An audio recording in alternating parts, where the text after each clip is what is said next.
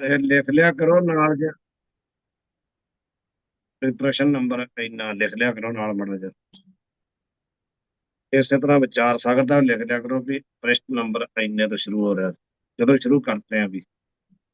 पंच महाभूतों के 25 तत्व कैसे हुए, यहाँ से शुरू करना है।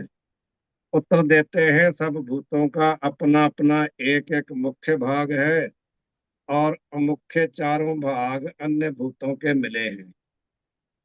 कल बताया था कि सबके दो दो भाग हुए तो 10 हो गए। तो जो उनके आधे आधे मुख्य भाग हैं वो तो उनके अपने पास रखे, और जो बाकी आधे आधे भाग हैं उनके एक के चार चार किए।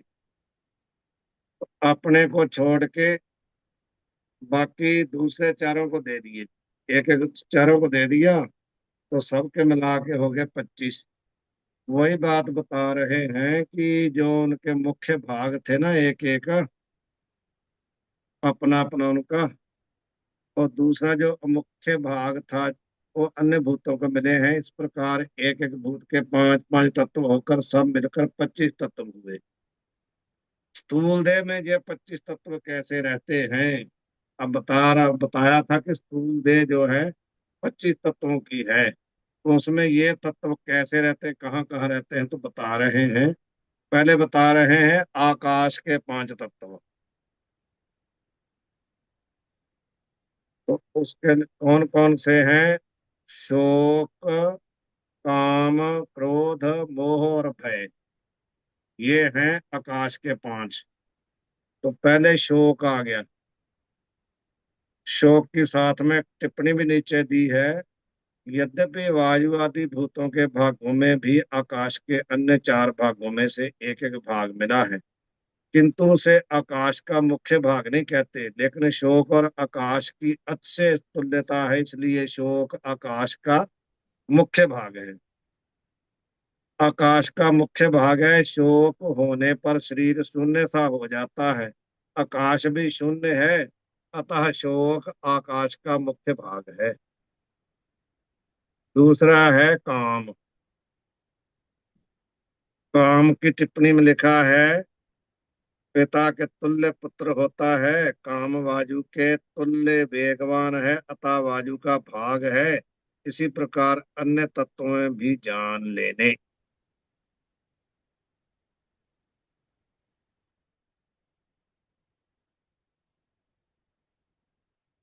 आकाश में कहाँ से आया? वायु का भाग है। कामना रूप वृत्ति चंचल है और वायु भी चंचल है, इसलिए यह वायु का भाग है। और तीसरा है क्रोध।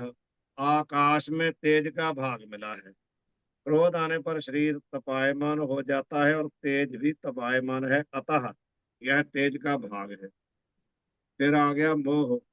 ये आकाश में जल का भाग मिला है। मोह स्त्री पुत्र आदि में पसरता है, यानी फैलता है, और जल बिंदु भी पसरता है, अतः यह जल का भाग है।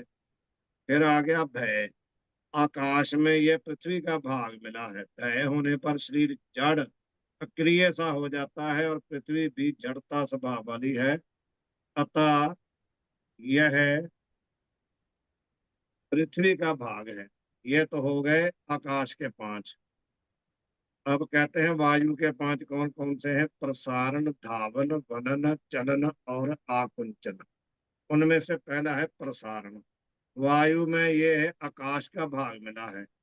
प्रसारण नाम पसरने का है।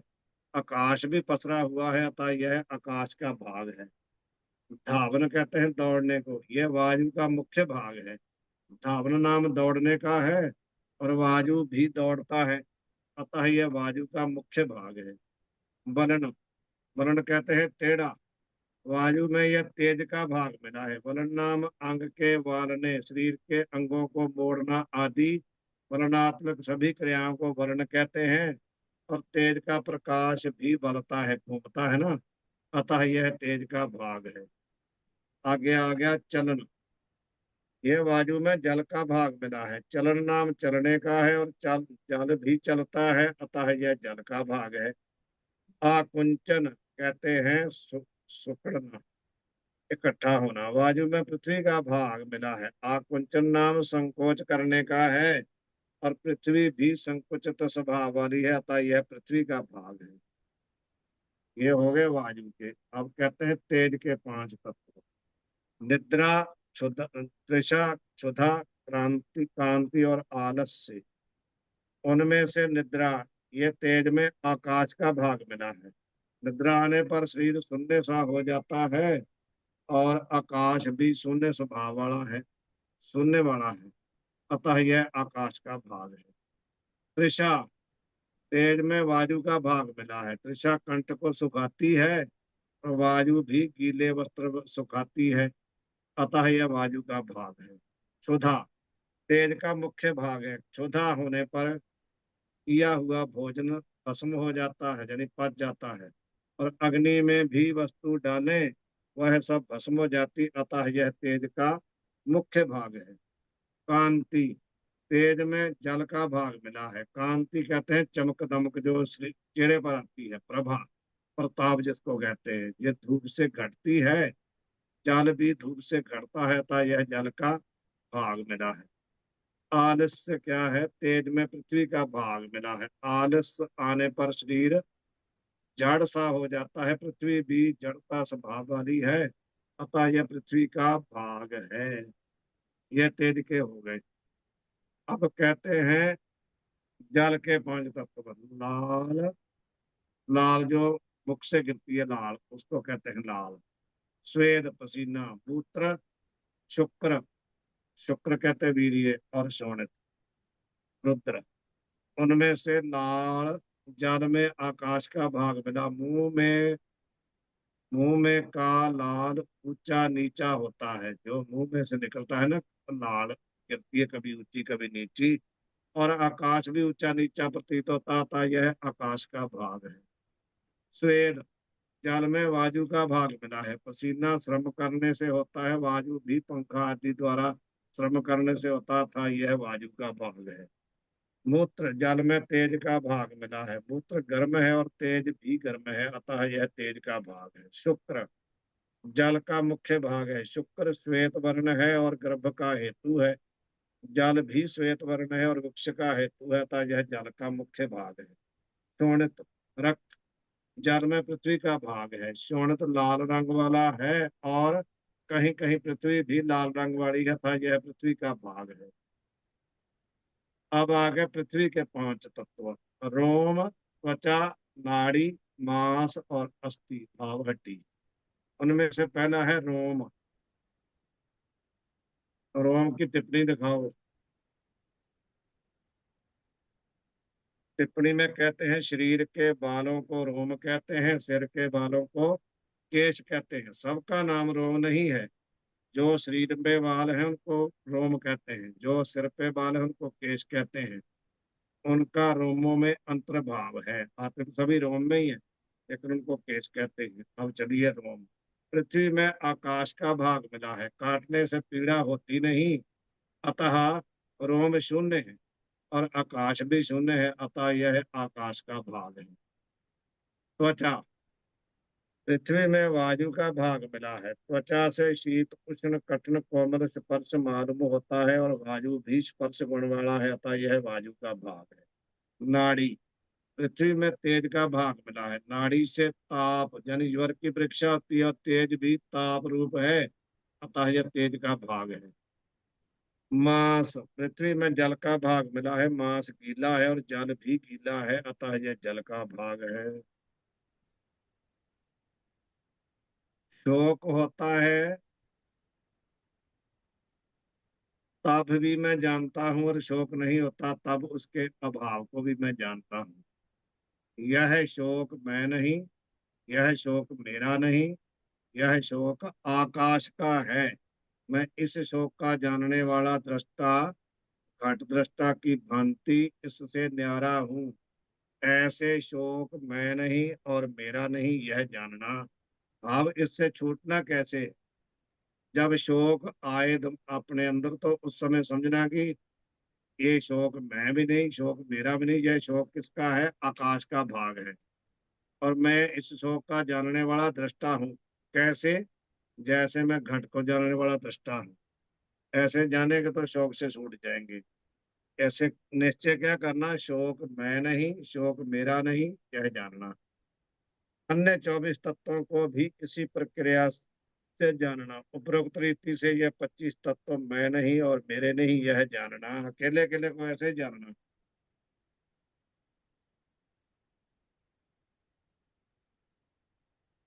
ये किसकी टिप्पणी है, ऊपर करो थोड़ा सा। अभाव, अभाव को कहते हैं कार्य की उत्पत्ति से पहले उसका अपने कारण में अभाव प्राग भाव है। प्राग भाव कहते हैं जो उत्पत्ति से पहले होता है उसको प्राग भाव, पहले अभाव।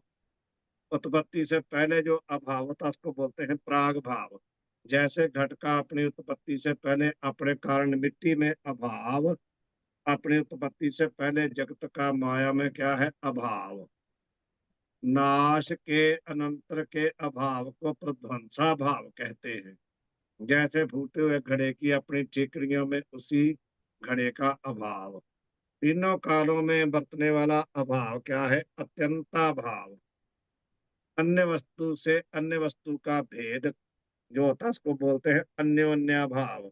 जैसे घट में पट का, पट में घट का। इस रीति से अभाव चार प्रकार का है। कौन कौन सा, पहला प्राग भाव, दूसरा पदवंसा भाव, तीसरा अत्यंता भाव और चौथा अन्योन्या भाव। ये चार प्रकार का है, इसको भी समझ लेना, याद कर लेना। अब कहते हैं 25 तत्व मैं नहीं और मेरे नहीं, यह जानने से क्या निश्चय हुआ, इससे फल क्या मिलेगा। तो बता रहे हैं स्थूल देह और उसके धर्म, नाम, जाति, आश्रम, वर्ण, संबंध, परिणाम और जन्म मरण इत्यादि ही मैं नहीं और मेरे नहीं, यह निश्चय हुआ। जब ये समझ गए भी ये तत्व मैं नहीं, तो इससे फल ये मिला कि स्थूल देह के जितने धर्म थे ना, उससे भी संबंध छूट गया भी ये मैं नहीं और ये मेरे नहीं, ये शरीर के हैं। नाम मैं नहीं और मेरा नहीं, यह कैसे जानना। जन्म के पहले नाम नहीं था, जन्म के बाद नाम कल्पित है। और शरीर के भिन्न भिन्न अंगों में विचार करने से नाम मिलता ही नहीं है। वैसे तो नाम है ना, राम श्याम कुछ भी नाम रखा हुआ पूरे शरीर का। तो जब अकेले अकेले अंग को देखोगे तो कहीं श्याम राम कहीं नहीं मिलेगा। अकेले अंग में, हाथ में कहीं हमारा नाम थोड़ी है, ना ही हमारे पैर में हमारा नाम है। तो पूरे शरीर का नाम है। अकेले अकेले में देखोगे तो राम कोई भी नाम मिलेगा नहीं। इसलिए यह नाम मैं नहीं, मेरा नहीं, स्थूल देह में कल्पित है। और मैं इसका जानने वाला दृष्टा, घट दृष्टा की भांति इससे न्यारा हूँ। ऐसे नाम मैं नहीं और नाम मेरा नहीं, यह जानना। नाम और रूप दोनों बता दिया कि नाम भी मैं नहीं है, रूप भी मैं नहीं है, ये जान लेना। जाति अर्थात वर्ण मैं नहीं और मेरी नहीं, यह कैसे जानना। ब्राह्मण आदि जाति स्थूल देह के धर्म है, सूक्ष्म देह और आत्मा के धर्म नहीं। सूक्ष्म देह और आत्मा तो पूर्व देह, वर्तमान देह और भावी देह में एक ही होते हैं ना, ये दोनों ही। किंतु जाति तो इन तीनों देहों में भिन्न भिन्न हो सकती है। अतः जाति स्थूल देह का धर्म है, लिंग देह और आत्मा का धर्म नहीं। शरीर के अंगों में विचार कर देखें तो स्थूल देह में जाति मिलती भी नहीं, कहीं भी नहीं मिलेगी ना, एक एक अंग को देखेंगे तो। यह जाति मैं नहीं, मेरी नहीं, स्थूल देह में आरोपित भाव कल्पित है। और मैं इसका जानने वाला दृष्टा, घट दृष्टा की भांति इससे न्यारा हूँ। इस ऐसे जाति मैं नहीं और मेरी नहीं, यह जानना। इसको बोलते हैं लय चिंतन। जो बताया जा रहा है ना, इसको बोलते हैं लय चिंतन। कि कैसे अकेले अकेले तीनों शरीरों से और अकेले अकेले जाति वर्ण आश्रम धर्म से कैसे छूटना है, ये चिंतन करने का, मनन करने का तरीका बताया जा रहा है। ऐसे ऐसे हम करेंगे तभी छूट पाएंगे। आश्रम पहले बताया, नाम रूप जाति और आश्रम बता रहे हैं। आश्रम मैं नहीं और मेरा नहीं, यह कैसे जानना। पहले तो ये समझो आश्रम कितने हैं, ब्रह्मचर्य, गृहस्थ, वानप्रस्थ और संन्यास। ये चारों स्व स्व आश्रमानुसार कर्म कराने के लिए स्थूल देह में आरोपित माने जाते हैं, वैसे है नहीं। सो भी सभी मनुष्यों में नहीं पाए जाते, केवल वर्णाश्रम मानने वालों में ही पाए जाते हैं। जो मानता ही नहीं वर्णाश्रम को, उसको नहीं पता। इसलिए यह आश्रम मैं नहीं, मेरे नहीं, स्थूल देह में आरोपित हैं, और मैं इनका जानने वाला दृष्टा, घट दृष्टा की भांति इनसे न्यारा हूं। ऐसे आश्रम मैं नहीं और मेरे नहीं, यह जानना। उसके बाद आ गया वर्ण, अर्थात रंग। मैं नहीं और मेरे नहीं, यह जानना। गौर, श्याम, रक्त, पीत इत्यादि रंग स्थूल देह में प्रत्यक्ष दिखते हैं, और ये स्थूल देह मैं नहीं, इसलिए ये रंग भी मैं नहीं, मेरे नहीं। जब स्थूल ही नहीं है हम, तो रंग हम कहाँ से हैं? स्थूल देह के हैं, और मैं इनका जानने वाला दृष्टा, घट दृष्टा की भांति इनसे न्यारा हूँ। ऐसे वर्ण मैं नहीं, वर्ण और मेरे नहीं, यह जानना। वर्ण पद रंग व जाति दोनों का द्योतक है। जाति को वर्ण कहते हैं और रंग को वर्ण कहते हैं। जो पहले धर्म बताए थे ना, वो सभी धर्मों का अकेले अकेले का खंडन कर रहे हैं। संबंध मैं नहीं और मेरे नहीं, यह कैसे जानना। पिता पुत्र, गुरु शिष्य, पति पत्नी, स्वामी सेवक इत्यादि स्थूल देहों के परस्पर होने वाले प्रसिद्ध संबंध सामान्य ज्ञान से मिथ्या माने जाते हैं। विचार करने से मिलते नहीं। जब विचार करेंगे तो संबंध कहीं भी नहीं मिलेगा। मैं स्थूल देह से न्यारा असंग हूँ। ये स्थूल देह के हैं सब संबंध। इसलिए यह संबंध मैं नहीं, मेरे नहीं, स्थूल देह में आरोपित हैं, और मैं इनका जानने वाला दृष्टा, घट दृष्टा की भांति इनसे न्यारा हूँ। ऐसे संबंध मैं नहीं और मेरे नहीं, यह जानना। अब आगे कहते हैं परिमाण। परिमाण का मतलब है आकार, बॉडी। मैं नहीं और मेरे नहीं, यह कैसे जानना। लंबा। ऊंका कहते हैं ठिकना, ठिकना कहते हैं नाटा, छोटा। जाड़ा कहते हैं पतला, टेढ़ा, सूधा इत्यादि आकार भी स्थूल देह में प्रसिद्ध रूप में दिखते हैं। ये तो हम ही देख ही रहे हैं। मैं स्थूल देह से न्यारा निराकार हूँ, इसलिए यह आकार मैं नहीं, मेरे नहीं, स्थूल देह के हैं, और मैं इनका जानने वाला दृष्टा, घट दृष्टा की भांति इनसे न्यारा हूँ। ऐसे क्या निश्चय हुआ? परिमाण मैं नहीं, मेरे नहीं, यह जानना। अब आगे बात जन्म मरण की। मैं जन्म मरण वाला नहीं और मेरा जन्म मरण होता नहीं, यह कैसे जानना। आत्मा का जन्म माने तो आत्मा अनित्य होगा। जो भी पदार्थ का जन्म होता है वो पदार्थ कार्य रूप होता है, अनित्य होता है। तो यदि आत्मा का भी जन्म मानेंगे तो आत्मा अनित्य होगा। यह वार्ता मीमांसक आदि सभी परलोकवादी आस्तिकों को भी इष्ट नहीं। भले वो परलोकवादी हैं, पर फिर भी वो आत्मा का जन्म नहीं मानते, क्योंकि आत्मा यदि उत्पत्ति वाला होवे तो नाश वाला भी होवेगा। इसलिए पूर्व जन्म में नहीं किए हुए कर्म से सुख दुख का भोग, उसको कहते हैं अकृताभ्यागम दोष। और इस जन्म में किए हुए कर्म का भोग बिना नाश, कृत नाश दोष, ये दूषण होवेंगे। यदि मानेंगे ना आत्मा को जन्म मरण वाला, तो फिर ये दोष दोष लगेंगे। मानो जब आत्मा खत्म हो गया शरीर के साथ ही, तो फिर पूरे जन्म में किया जो कर्म था उसका फल कौन भोगेगा?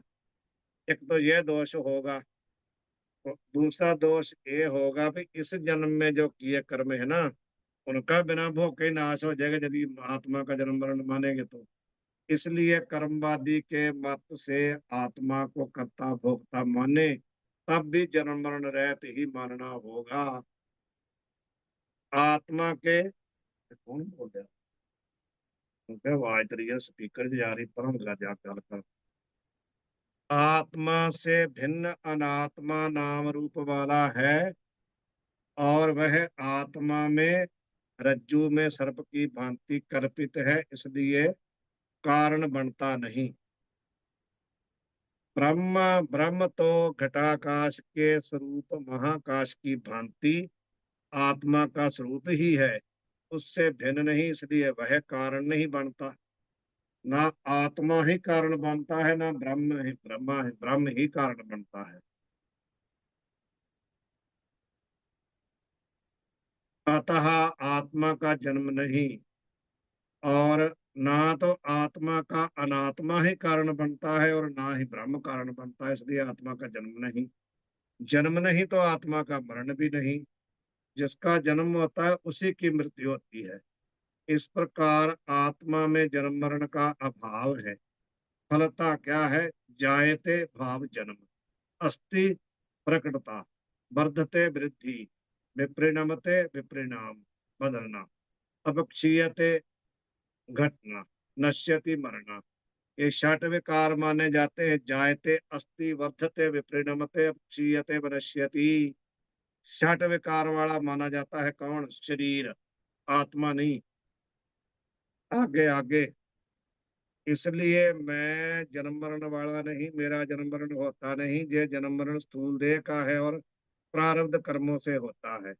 मैं इन जन्म मरण को जानने वाला दृष्टा, दृष्टा की भांति इनसे न्यारा हूं। ऐसे मैं जन्म मरण वाला नहीं, मेरा जन्म मरण होता नहीं, यह जानना।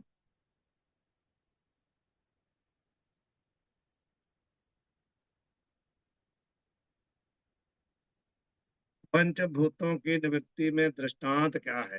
अब बता रहे हैं। उत्तर, दृष्टांत किसी को भूत लगने पर धानक, धानक कहते हैं पारधी, जो झाड़ा करने वाला होता है, उसको बुलाया जाता है। वह डमरू बजाकर लवण आदि 5 वस्तुएं मिलाकर उनका बलिदान देता है, तब भूत की निवृत्ति हो जाती है। यह तो है दृष्टांत। तो सिद्धांत में क्या है? ऐसे ही आकाश आदि पंच महाभूत श्री रूप होकर जीव को लगे हैं। उनकी निवृत्ति के लिए शिष्य ब्रह्मनिष्ठ गुरु रूप धानक की विधि पूर्वक शरण में जाकर वेद शास्त्र रूप डमरू सुनकर पूर्वोक्त 25 तत्वों में से एक एक भूत को अपना अपना भाग 5 5 तत्व रूप बलिदान अर्पण करे। इस रीति से मैं इन 25 तत्वों का दृष्टा हूँ, ऐसा निश्चय करने से इन पंच महाभूतों की अत्यंत निवृत्ति हो जाती है। इस प्रकार चिंतन करना है। विवेक आदि शुभ गुण सहित मोक्ष की इच्छा वाला अधिकारी हाथ में भेंट लेकर गुरु की शरण होकर साष्टांग नमस्कार करके बेनती करे, भो भगवन, हे भगवन, मेरे को ब्रह्म विद्या का उपदेश करो। ऐसा कहकर बंध मोक्ष अविद्या व विद्या किसको कहते हैं इत्यादि प्रश्न करे, और गुरु की प्रसन्नता के लिए तान मन धन और वाणी अर्पण करके सेवा करे। यह ब्रह्म विद्या के ग्रहण की विधि है। तत्व ज्ञानार्थम स गुरु मेवाभिगच्छेत समतपाणी श्रोत्रियम ब्रह्मनिष्ठम। यह श्रुति है, उसी का ये अनुवाद है। इस रीति से स्थूल देह का मैं दृष्टा हूँ। नोट, पंचीकृत पंच महाभूतों के तमोगुण के मिले हुए भाग से स्थूल शरीर की रचना होती है, ये विशेष बताया। अब कहते हैं सूक्ष्म देह का मैं दृष्टा हूँ, इसका विवेचन। सूक्ष्म देह क्या है? अपंचीकृत पंच महाभूतों के 17 तत्वों का सूक्ष्म देह है। सूक्ष्म देह के 17 तत्व कौन से हैं? 5 ज्ञानेंद्रिय, 5 कर्मेंद्रिय, 5 प्राण, मन, बुद्धि, ये 17 तत्व हैं। इनको कहते हैं सूक्ष्म शरीर। तो 5 ज्ञानेंद्रिय कौन से हैं? श्रोत्र, त्वचा, चक्षु, जिह्वा और रसना और घ्राण। ये 5 ज्ञानेंद्रिय हैं। ये कर्मशः कान, चमड़ी, आंख, जीभ, नाक रूप स्व स्व स्थान भाव अपने गोलक में रहती हुई स्व स्व विषय का ज्ञान करने वाली शक्तियां हैं। निवृत्त हो जाने के उपरांत फिर दोबारा लगे नहीं, यह अत्यंत निवृत्ति है। जो एक बार होगी तो दोबारा ना हो, उसको कहते हैं अत्यंत निवृत्ति। ज्ञान के साधन वाली इंद्रियों को कहते हैं ज्ञान इंद्रिय। अब आगे कहते हैं 5 कर्मेंद्रियां कौन सी हैं? वाक, पाणी, पाद, उपस्थ, गुद। ये पांच कर्म इंद्रिय क्रमशः जीभ, हाथ, पांव, मूत्र इंद्रिय और गुदा रूप स्थानों में रहती हुई स्व स्व विषय के प्रति कर्म करने वाली शक्तियां हैं। पांच प्राण कौन से हैं? प्राण, अपान, समान, उदान, व्यान। ये पांच प्राण हैं। ये सब आप लोगों को कंठ होने चाहिए। ये केवल मैं तो पढ़ ही रहा हूँ, आपको पढ़ के इनको कंठ करना है। और कंठ करके अपने अंदर चिंतन करना है, इनका इनको अपने अंदर बिठाना है। मन किसको कहते हैं? संकल्प विकल्प रूप वृत्ति को मन कहते हैं। उसका रूप क्या है? करूं, नहीं करूं। करूं, संकल्प हुआ। नहीं करूं, विकल्प हुआ। इसका आकार ये है, करूं ना करूं। ये क्या है? संकल्पो विकल्पो ही मन। ये भी अंता करने की एक वृत्ति है, मन।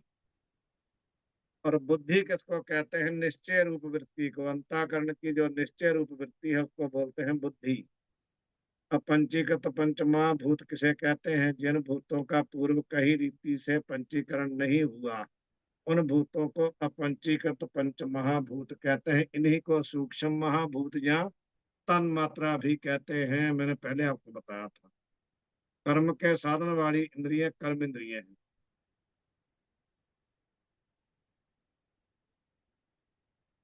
समय हो गया, यहीं छोड़ दो।